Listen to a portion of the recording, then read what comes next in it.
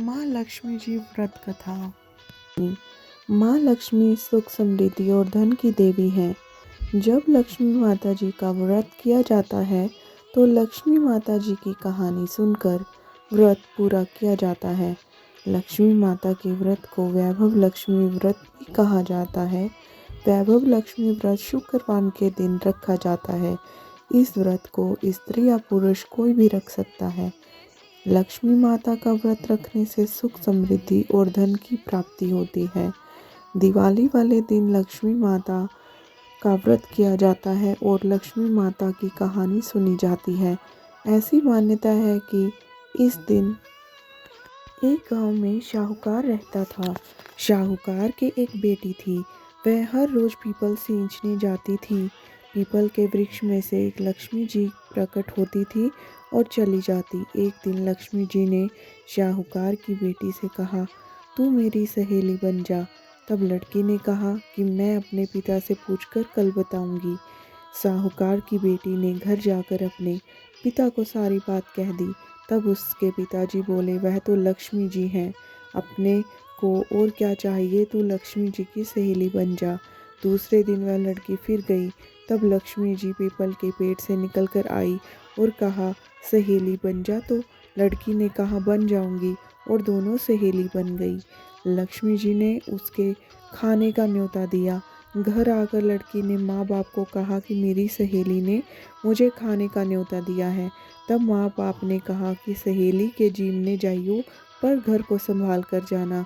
तब वह लक्ष्मी जी के यहाँ जीमने गई तो लक्ष्मी जी ने उसे शाल दुशाला ओढ़ने के लिए दिया, रुपए दिए, सोने की चौकी, सोने की थाली में 36 प्रकार का भोजन करा दिया। जीम कर जब वह जाने लगी तो लक्ष्मी जी ने पल्ला पकड़ लिया और कहा, मैं भी तेरे घर जीमने जाऊंगी। तो उसने कहा, आ जाइयो। वह घर जाकर चुपचाप बैठ गई। तब बाप ने पूछा कि बेटी सहेली के यहाँ जिम कर आ गई और तू उदास क्यों बैठी है। तो उसने कहा, पिताजी मेरे को लक्ष्मी जी ने इतना दिया, अनेक प्रकार के भोजन कराए, परंतु मैं कैसे जिमाऊंगी, अपने घर में तो कुछ भी नहीं है। तब उसके पिता ने कहा कि गोबर मिट्टी से चौका लगाकर घर की सफाई कर ले, 4 मुख वाला दिया जलाकर लक्ष्मी जी का नाम लेकर रसोई में बैठ जाना। लड़की सफाई करके लड्डू लेकर बैठ गई। उसी समय एक रानी नहा रही थी। उसका 9 लखा हार चील उठा कर ले गई और उसके घर वह 9 लखा हार डाल गई और उसका लड्डू ले गई। बाद में वह हार को तोड़कर बाजार में गई और सामान लाने लगी तो सुनार ने पूछा कि क्या चाहिए।